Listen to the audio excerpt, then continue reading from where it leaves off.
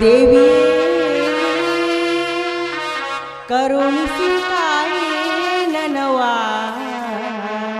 देवी श्री गुप्त देवी निना नंबि बंदे श्री गुप्त देवी निना नंबि बंदे करुणिसी काये ननवा ताये करुणिसी काये ननवा देवी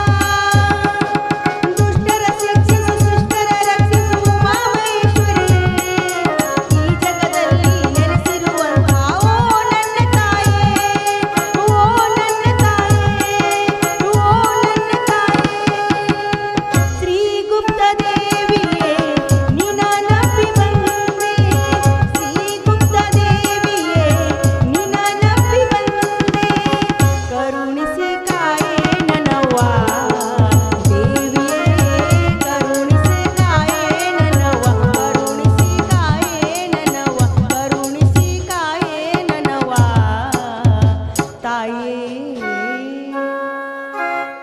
ಹೇ ದೇವಿ, ಜಗಜ್ಜನನಿ, ಜಗನ್ಮಾತೆ, ನಿನ್ನ ಅನುಗ್ರಹ ಸದಾ ನಮ್ಮ ಮೇಲಿರಲಿ ತಾಯಿ. ತಾಯಿ, ಹುಟ್ಟುತ್ತಲೇ ತಾಯಿಯ ಪ್ರೀತಿ ಎಂಥದ್ದು ಅಂತ ಕಾಣದ ನನಗೆ ನನ್ನ ತಂದೆ ಹಾಗೂ ನಮ್ಮಣ್ಣ ಆ ಪ್ರೀತಿಯನ್ನು ಕೊಟ್ಟಿದ್ದಾರೆ.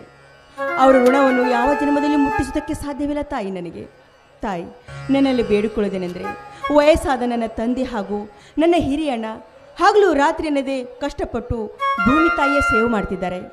ಅವರಿಗೆ ಯಾವುದೇ ಕುಂದು ಕೊರತೆ ಬಾರದಂತೆ ಅವರನ್ನು ಕಾಪಾಡೋ ಭಾರ ನಿನ್ನಲ್ಲಿ ಕೂಡಿದೆ. ನನ್ನ ಇನ್ನೊಬ್ಬ ಅಣ್ಣ ಸತೀಶ್ ಅಣ್ಣ, ಅವನು ಓದ್ತಾ ಇದ್ದಾನೆ ಸಿಟಿಯಲ್ಲಿ. ಅವನು ಚೆನ್ನಾಗಿ ಓದಬೇಕು, ಅವನಿಗೊಂದು ಒಳ್ಳೆ ನೌಕರಿ ಸಿಗೋ ಹಾಗೆ ಅನುಗ್ರಹಿಸುವಂತ ನಿನ್ನಲ್ಲಿ ಕರ ಮುಗಿದು ಬೇಡಿಕೊಳ್ತೀನಮ್ಮ, ಕರ ಮುಗಿದು ಬೇಡಿಕೊಳ್ತೀನಿ.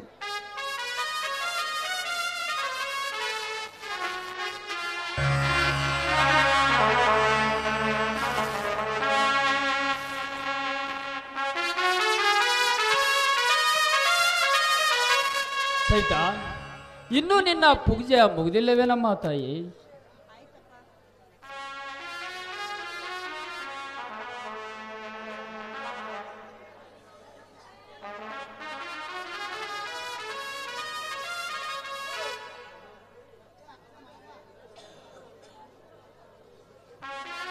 ಅಪ್ಪ, ಇದೀಗ ತಾನೇ ಪೂಜೆ ಮುಗಿಸಿದ್ದೇನೆ, ಪ್ರಸಾದ ತೆಗೆದುಕೋ.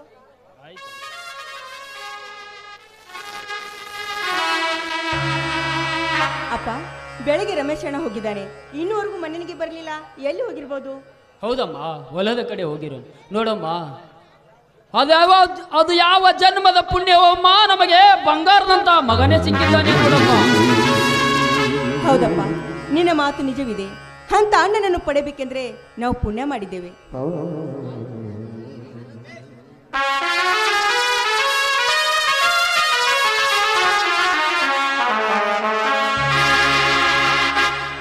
ಯಾರಿಗಮ್ಮ ಪುಣ್ಯದ ಮಾತನಾಡುತ್ತಿರುವೆ? ಯಾರಿಗಾಕಣ್ಣ? ನಿನಗೆ ಹೇಳ್ತಾ ಇರೋದು. ನಿನ್ನಂತ ಅಣ್ಣ ಪಡೆಯಬೇಕಂದ್ರೆ ನಾನು ಪುಣ್ಯ ಮಾಡಿದ್ದೀನಿ ಅಂತ ಹೇಳ್ತಾ ಇದ್ದೀನಿ. ಪ್ರಸಾದ ತೆಗೆದುಕೋ.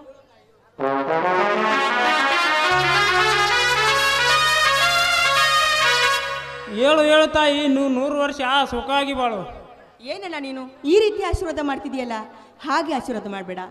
7 ಜನ್ಮ ನಾನು ಹುಟ್ಟಿ ಬಂದರೂ ಕೂಡ ನಿನ್ನ ತಂಗಿಯಾಗಿ ಹುಟ್ಟಿ ಬರಲಿ ಅಂತ ಆಶೀರ್ವಾದ ಮಾಡು. ಹೌದಮ್ಮ, ಎಂತ ಹುಚ್ಚು ಪ್ರೀತಿಯಮ್ಮ ನಿನ್ನ ಅಣ್ಣನ ಮೇಲೆ. ಈ ಪ್ರೀತಿ ಈ ಬಡವನ ಮನೆಯಲ್ಲಿ ಸದಾ ಹೀಗೆ ಉಳಿಯಲೆಂದು ಹಾಗೂ ತಾಯಿಯಲ್ಲಿ ಬೇಡಿಕೊಳ್ಳುತ್ತೇನಮ್ಮ.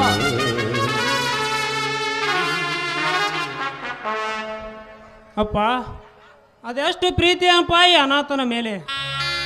ಯಾವ ದೇವರ ಗುಡಲಿ ಬಿಸಾಕಿದ ಈ ಕೂಸಿಗೆ ಮರಳಿ ಜನ್ಮ ಕೊಟ್ಟ ದೇವರಪ್ಪ ದೇವರು. ರಮೇಶ, ಇನ್ನೊಮ್ಮೆ ಈ ತರ ಮಾತನಾಡಿದರೆ ನನ್ನ ನಾಣಿಯಾಗಿದೆ ನಿನಗೆ. ಹೌದಪ್ಪ, ನಿಜವಾಗಲೂ ಆ ದೇವ ಸಾಕ್ಷಿಯಾಗಿ ಹೇಳುವೇನಪ್ಪ. ರಕ್ತ ಸಂಬಂಧ ಇಲ್ಲದ ನಿನ್ನ ತಮ್ಮ ಸತೀಶನನು ಅವನು ಜೀವನಕ್ಕಿಂತ ಹೆಚ್ಚಾಗಿ ಪ್ರೀತಿಸಿವೆ. ಅವನ ವಿದ್ಯಾದಾನ ಮಾಡಿದ ದೇವರ ಕಣೋ ನೀನು, ವಿದ್ಯಾದಾನ ಮಾಡಿದ ದೇವರು. ಅಪ್ಪ, ಅದು ನನ್ನ ಕರ್ತವ್ಯ. ನನ್ನ ತಮ್ಮ ಎಲ್ಲರ ಹಾಗೆ ದೊಡ್ಡ ಸಾಹಿಬಾಗಬೇಕು. ಅವನಿಗೆ ಎಷ್ಟೇ ಹಣ ಖರ್ಚವಾದರೂ ಚಿಂತೆ ಇಲ್ಲ. ಅಪ್ಪ, ನನ್ನ ಪ್ರಾಣ ಒತ್ತಿಟ್ಟಾದರೂ ಓದಿಸ್ತೇನೆ. ಮರ್ತೇ ಬಿಟ್ಟಿದೆ ಅಪ್ಪ, ಹತ್ತಿ ಹಣ 10,000 ಬಂದಿದೆ. ಮೊದಲು ಹೋಗಿ ಆ ಸ್ವಕ್ಕಿನ ಧರ್ಮರಾಜನಿಗೆ ಹಣವನ್ನು ಕೊಟ್ಟು ನಮ್ಮ ಹೊಲದ ಹತ್ತೆ ಪತ್ರನು ಬಿಡಿಸುವ ಬನ್ನಿ. ಹೌದಪ್ಪ, ಮೊದಲು ಆ ಸಾಹುಕಾರರಿಗೆ ಹಣ ಕೊಟ್ಟರಾಯಿತು. ಅಂತವರ ಸಹವಾಸ ಎಂದರೆ ಪದರಿನಲ್ಲಿ ಬೆಂಕಿ ಇದ್ದ ಹಾಗೆ. ಆಯ್ತಪ್ಪ, ನಾನು ಪೋಸ್ಟ್ ಮನೆಗೆ ಭೇಟಿ. ಹೌದಲ್ಲ, ಅಪ್ಪ ಹೇಳುವ ಮಾತು ನಿಜವಿದೆ. ದುಷ್ಟರನ್ನು ಕಂಡು ದೂರಿರುವುದೇ ಒಳ್ಳೆಯದು. ಆಯ್ತಮ್ಮ, ನಾನು ಬಯಸಿದ್ದು ಅದೇ. ಆ ದುಷ್ಟ ಸುಳೆ ಮಕ್ಕಳಿಂದ ಪಡಬಾರ ಕಷ್ಟವನ್ನೇ ಪಟ್ಟಿದ್ದೇವೆ. ಅದರ ಪರಿಹಾರವೇ ಇದು. ಈ ಹಣ ಕೊಟ್ಟ ಮೇಲೆ ನೋಡು ಆ ಶ್ರೀಮಂತನ ಆಟವನ್ನು.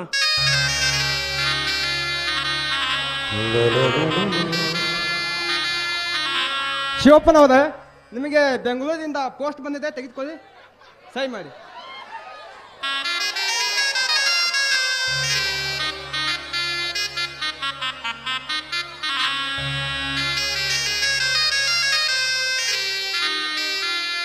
ನಾ ಇನ್ನು ಬರ್ತೇನೆ. ಆಯ್ತು ರೀ ರಮೇಶ. ನೋಡಪ್ಪ, ಇದು ಕಾಗದ ಯಾರು ನೋಡು. ಅಪ್ಪ, ಯಾರಿಂದ ಬಂದಿರುತ್ತೆ? ಸತೀಶಣ್ಣ ಬರ್ದಿರ್ತಾನೆ ಹಣ ಕಳಿಸಿ ಅಂತ. ಅವನಿಗೆ ಹೇಗೆ ಗೊತ್ತಾಗಬೇಕು ನಮಗೆ ಹಣದ ತೊಂದರೆ ಎಷ್ಟಿದೆ ಅಂತ? ಹಾಗೆ ಅನ್ನಬಾರ್ದಮ್ಮ. ಅವನು ನನ್ನ ತಮ್ಮ. ಓದಿದ್ರೆ ಅಷ್ಟೇ ಸಾಕು. ನೋಡಮ್ಮ ಏನು ಬರೆದಿದ್ದಾನೆ.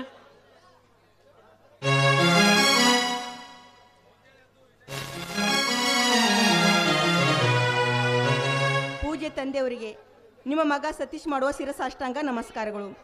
ನಾನು ಬೆಂಗಳೂರಿನಲ್ಲಿ ಚೆನ್ನಾಗಿದ್ದೇನೆ. ನನ್ನ ಓದು ಕೂಡ ಚೆನ್ನಾಗಿ ಮುಗಿದಿದೆ. ನೀವು ಹೇಗಿದ್ದೀರಾ?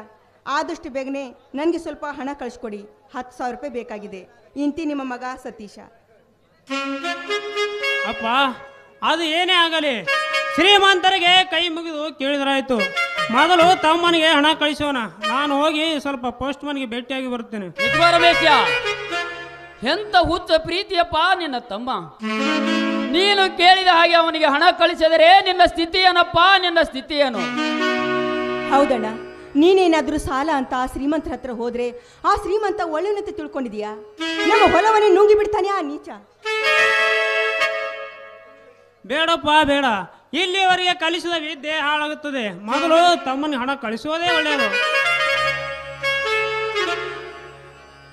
ಎಂತ ಹುಚ್ಚಿದೆಯೋ?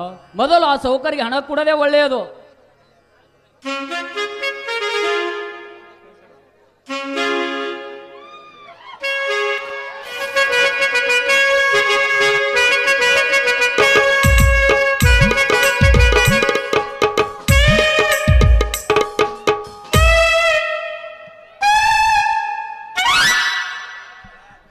ನಮಸ್ಕಾರ ಶಿವಪ್ಪನವರಿಗೆ.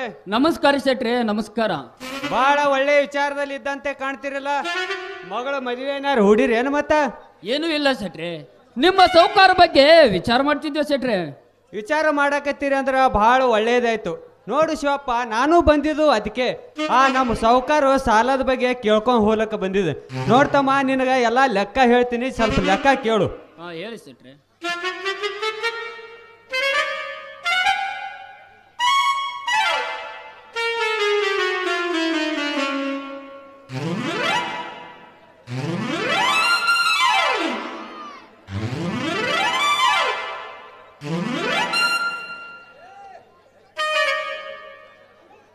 ಶಿವಪ್ಪ, 10,000 ಗಂಟ, 7,400 ರೂಪಾಯಿ ಬಡ್ಡಿ, ಎಲ್ಲ ಸೇರಿಸಿ 17,400 ರೂಪಾಯಿ ಆಗೈತಿ. ಏನು ಹಣ ಕೊಡ್ತೀರೋ ಇಲ್ಲ ಬರೆದು ನಿಮ್ಮ ಹೊಲ ಕೊಡ್ತೀರೋ ಅಂತ ಕೇಳಕ್ಕೆ ಹಚ್ಬಿಟ್ಟಿದ್ರು ತಮ್ಮನ. ಶೆಟ್ರೆ, ಏನು ಹೇಳುತ್ತಿರುವುದು ನೀವು? ನಾನು 10,000 ತಂದಿದ್ದು ನಿಜ. ತಿಂಗಳ ಬಡ್ಡಿ ಕೊಡ್ತಾನೆ ಬಂದಿದ್ದೀನಿ. ನೀವು ನೋಡಿದರೆ 17,000 ಅಂತ ಹೇಳ್ತಾ ಇದ್ದೀರಾ. ಶೆಟ್ರೆ, ಹಣದ ಬಡ್ಡಿ ಕೊಟ್ಟು ಇನ್ನ ತಿಂಗಳ ಸತಿ ಆಗಿಲ್ಲ. ಹಾಗೆ ಕೇಳಿದಾಗೆ ಹಣ ಕೊಟ್ಟು ಬಿಡ್ತಾನಂದ್ರೆ ಅವನ ಭ್ರಮೆ ಅಂತ ಹೇಳು. ಲೇ ತಮ್ಮ ರಮೇಶ, ಅವ್ರು ಶ್ರೀಮಂತರು ತಮ್ಮ. ಅಂದ್ರೆ ಬಡವರಂದರೆ ಸುಲ್ದು ತಿನ್ನುವ ದನ ಎಂದು ತಿಳಿದಾನೆ ನಿಮ್ಮ ಅಲ್ಲೇ ಯಾಕೆ ಸಿಟ್ಟಿಗೆ ಆತು ಕೊಡ್ಡಿ ಎತ್ತಿ? ಸೊಮ್ಮ ಕುಡುದಾದ್ರೆ ಕುಡ್ರಿ, ಇಲ್ಲಾದ್ರೆ ನಿಮ್ಮದು ಹೊಲ ಬಿಟ್ಟು ಬರೆದು ಕೊಡ್ರಿ. ಇದಕ್ಕೇನಾಯ್ತು ತಮ್ಮ ಶಿವಪ್ಪ? ಶೆಟ್ರೆ, 10,000ಕ್ಕೆ 10 ಲಕ್ಷ ಕಿಮ್ಮತ್ತಿರುವ ಹೊಲ ಬಿಡುವುದೇ? ಶೆಟ್ರೆ, ನನಗೂ ಇಬ್ಬರು ಹುಲಿಯಂತ ಮಕ್ಕಳಿದ್ದಾರೆ ಶೆಟ್ರೆ, ಹುಲಿಯಂತ ಮಕ್ಕಳಿದ್ದಾರೆ. ಶೆಟ್ರೆ, ನಿಮ್ಮ ಜೊತೆ ಏನು ಮಾತು? ನಾವೇ ಬಂದು ಭೇಟಿ ಆಯ್ತೇವೆ ನಿಮ್ಮ ಸಾಹುಕಾರನಿಗೆ. ನೋಡಿ ಶಿವಪ್ಪ, ಇವತ್ತು 2ರಾಗ 1 ಮಾಡ್ಕೊಂಡು ಬಾ ಅಂದಾರ ನಮ್ಮ ಸಾಹುಕಾರು. ಇಲ್ಲ ಹೊಲ, ಇಲ್ಲ ಅಂದ್ರೆ ಹಣ, 2ರದಾಗ 1 ಬೇಕು. ಶೆಟ್ರೆ, ಮಳೆ ಇಲ್ಲದ ಕಾರಣ ಬೆಳೆ ಕೈ ಕೊಟ್ಟು ಅದರೊಳಗೆ ಸಿಟಿಯಲ್ಲಿ ಓದುವ ಮಗ, ಹೀಗಾಗಿ ಹಣದ ತೊಂದರೆ ಇದೆ ಶೆಟ್ರೆ, ಹಣದ ತೊಂದರೆ ಇದೆ. ಹಣಿ ಹಣಿ ಹಣಿ ಹಣಿ ಬಡ್ಕೋತ್ ನೀನು ಶಿವಪ್ಪ. ಅಲ್ಲ, ನಮ್ಮ ಸಾಹುಕಾರ ಕೊಟ್ಟ ಸಾಲದಕ್ಕಿಂತ ನಿನ್ನ ಮಗ ಸಿಟಿಯಲ್ಲಿ ಓದು ಮಗನ ಓದೇ ಮುಖ್ಯ ಐತೇನು? ಶೆಟ್ರೆ, ನಮ್ಮ ಮನೆ ವಿಷಯ ನಿನಗೆ ಏಕೆ? ನಾವೇ ಬಂದು ಭೇಟಿಯಾಗುತ್ತೆ ಅಂತ ಹೇಳಿಲ್ಲವೇ? ಕತ್ತೆಗೆ ಲತ್ತೆ ಪೆಟ್ಟು ಮೇಲು ಅಂತ ಹೇಳ್ತಾರೆ. ಇಂಥವ್ರಿಗೆ ಹೇಗೆ ಗೊತ್ತಾಗಬೇಕು ಬಡವ್ರ ತೊಂದರೆ ಏನು ಅಂತ? ಅಲ್ಲವ ತಂಗಿ, ನೋಡಕ್ ಚೋಟುದಿಲ್ಲ, ನನಗೆ ಕತ್ತೆ ಅಂದ್ಯ ವಯಸ್ಸಾದ ಮನುಷ್ಯಾಗ. ನೋಡು ಶಿವಪ್ಪ, ನಿಮ್ಮ ಮನೆಗೆ ಭಿಕ್ಷಾ ಬೇಡಕ್ಕೆ ಬಂದಿಲ್ಲ, ಹಣ ಹಣ ವಸೂಲಿಗೆ ಬಂದೀನಿ. ಇಷ್ಟೆಲ್ಲ ನಿನ್ನ ಸೊಕ್ಕಿನ ಮಕ್ಕಳಿರುವಾಗ ಸೊಕ್ಕು ಬರಲು ನಾವ್ಯಾವ ಶ್ರೀಮಂತರ ನಾಯಕನ ಅನ್ನ ತಿಂದು ಸೊಕ್ಕು ಬಂದಿಲ್ಲ ಶೆಟ್ರೆ. ಶ್ರಮಪಟ್ಟು ದುಡಿಯುತ್ತೇವೆ, ಈ ಭೂಮಿ ತಾಯಿ ಮಕ್ಕಳಾಗಿ ಊಟ ಮಾಡುತ್ತೇವೆ. ಅಂದ್ರೆ ಏನಲ್ಲೇ ತಮ್ಮ ನೀನು ನಾಯಿ ಅಂತಿ ನಿನ್ ತಂಗಿ ನೋಡಿದ್ರ ಕತ್ತಿ ಅಂತಾಳ ನಾವೇನು ಶ್ರೀಮಂತರ ನಾಯಿ ಏನಲ್ಲೇ ತಮ್ಮ ನೋಡಿ ಶಿವಪ್ಪ ನನಗ ಅವಮಾನ ಆದ ನಿಮ್ಮ ಮಕ್ಕಳು ಮಾತಾಡ್ಯಾರ ನೋಡಿ ಶಿವಪ್ಪ ಆ ದೇವ್ರು ಮೂರನೇ ಕಣ್ಣು ತೆಗ್ದಂಗ ನೋಡು ನಾ ಮನಸ್ಸು ಮಾಡಿದ್ರ ಶೆಟ್ರೆ ಏನೋ ಸಣ್ಣ ಮಕ್ಕಳು ಬಾಯಿ ತಪ್ಪಿ ಅಂದವೆ ಅಷ್ಟೇ ನೀವೇಕೆ ಬೇಜಾರು ಮಾಡ್ಕೋತೀರಾ ಅಲ್ಲಿ ಶಿವಪ್ಪ ಲಾಲಿ ಹಾಡುವ ಮಕ್ಕಳು ಲವ್ ಅನ್ನುವ ಈ ಕಾಲದಾಗ ಇವರು ಸಣ್ಣವ್ರೆ ಶಿವಪ್ಪ ನನಗ ಅವಮಾನ ಆದ ಮಾತು ಮಾತಾಡಿದ್ರಲ್ಲ ಈ ಮನೆಯಲ್ಲಿ ಒಂದು ಕ್ಷಣನೂ ನಿಲ್ಲಲ್ಲ ಹೋಗಲೇ ನೀನು ಗೊಡ್ಡು ಬೆದರಿಕೆಗೆ ಹೆದರುವ ಗಂಡು ನಾನಲ್ಲ ಅದೇನು ಹೇಳ್ತೀವೋ ಹೇಳು ನಾನು ನೋಡೇ ಬಿಡ್ತೇನೆ ಲೇ ತಮ್ಮ ನಾನು ಮಲ್ಲಪ್ಪ ಶೆಟ್ಟಿ ಅಂದ್ರೆ ಹಿಂದೆ ಕಿತ್ತೂರು ಹಾಳು ಮಾಡಿದ ಮಲ್ಲಪ್ಪ ಶೆಟ್ಟಿ ಕಾಸು ನಮ್ಮ ದೊಡ್ಡಪ್ಪನ ಮಗ ನಮ್ಮನ್ನು ಎದುರು ಹಾಕೊಳ್ಳೋದು ಒಂದ ನಿಮ್ಮ ಮನೆಗೆ ಬೆಂಕಿ ಇಟ್ಕೊಳ್ಳೋದು ಒಂದ ಶಿವಪ್ಪ ನೋಡಿ ವಿಚಾರ ಮಾಡಿ ಇನ್ನು ಮುಂದೆ ನಿನ್ನ ಗತಿ ಬರ್ತೀನಿ